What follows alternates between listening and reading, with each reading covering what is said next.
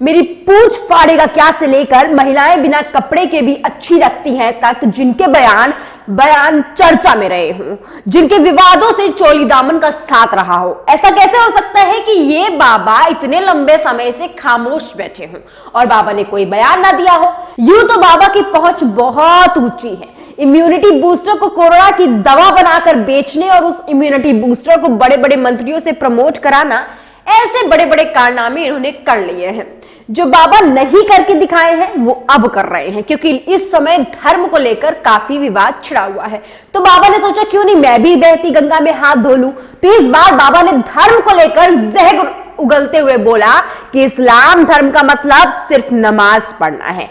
जो भी करना है करो, मात्र 5 बार नमाज पढ़ो, फिर सब जायज है। मुस्लिमों के लिए सिर्फ नमाज पढ़ना जरूरी है। उनका स्वर्ग का मतलब है ऊपर पैजामा पहनो, मूछें कटवा लो, दाढ़ी बढ़ा लो, टोपी पहन लो, फिर चाहे हिंदू की लड़कियों को उठा लो, चाहे जिहाद के नाम पर आतंकी बनकर जो चाहे वो करो। अब कोई मुसलमान से पूछो थारो धर्म क्या है, वो कहे कि बस 5 बार नमाज पढ़ो, फिर जो मनवा वो करो, चाहे हिंदुओं की छोरियों में उठा के लाओ, चाहे जो भी पाप करना है करो। वो इस्लाम का मतलब नमाज समझते हैं। घने पाप करते हैं हमारे बहुत से मुस्लिम भाई, लेकिन नमाज जरूर पढ़े मेरे बेटा, क्योंकि उनको यही सिखाएगा बस नमाज पढ़ो, बाकी जो करना है करो।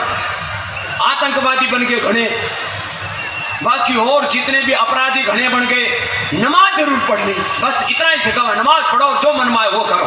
अरे बस इतना ही नहीं, रामदेव बाबा ने आगे ईसाई धर्म पर भी बोलते हुए कहा कि दिन में जाकर चर्च में मोमबत्ती जलाओ और फिर सारे पाप आपके धुल जाएंगे।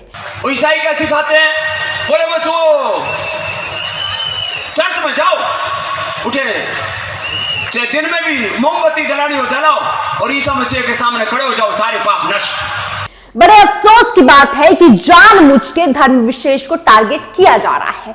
इसमें कोई दो राय नहीं है कि हमारे देश में कई ऐसे बड़े नेता क्रांतिकारी मुस्लिम समुदाय के रहे हैं। ये लोग अपना मुंह खोलने से पहले और जहर उगलने से पहले ये भूल जाते हैं कि सरफरोशी की तमन्ना अब हमारे दिल में है किसने लिखी थी, जिस नज्म को पढ़ने के बाद दिल बाग बाग हो जाता है। ये नज्म बिस्मिल अजीमाबादी की है। ये भूल जाते हैं कि देश का मान गर्व से ऊंचा कर देने वाली लाइनें सारे जहां से अच्छा हिंदुस्तान हमारा किसने लिखा था। देश प्रेम से परिपूर्ण ये नज्म अल्लामा मोहम्मद इकबाल द्वारा लिखी गई थी।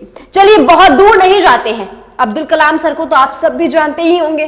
देश में बैठकर दिन दहाड़े इस तरीके की बयानबाजी करना कितना आसान है, लेकिन सरहद पर खड़े होकर इसी देश के लिए मर मिट जाने वालों को पता नहीं होता उसमें कितने भाई हिंदू हैं, कितने भाई मुस्लिम हैं, कितने भाई ईसाई हैं, इस बात का भी कोई ब्यौरा नहीं है। भारत मां की पवित्र मिट्टी में जन्म लेने का गर्व हम सभी के दिलों में है और हमेशा रहेगा, लेकिन यूं नापाक शब्दों से और बयानों से कम किसी की भावना को ठेस ना पहुंचाएं, तो इतना तो हम ध्यान रख ही सकते हैं।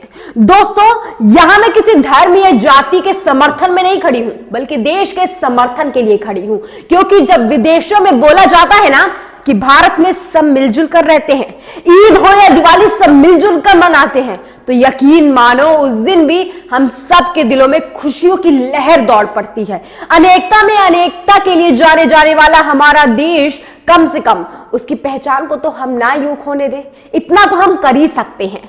और अगर दोस्तों ये खबर सुनने के बाद या ऐसे तमाम नेताओं के पढ़ने के बाद या आपको इस बात पर गर्व है कि आप भारत देश में पैदा हुए हैं, तो कमेंट में जय हिंद जरूर लिख कर जाइएगा। चलती हूं, राम राम।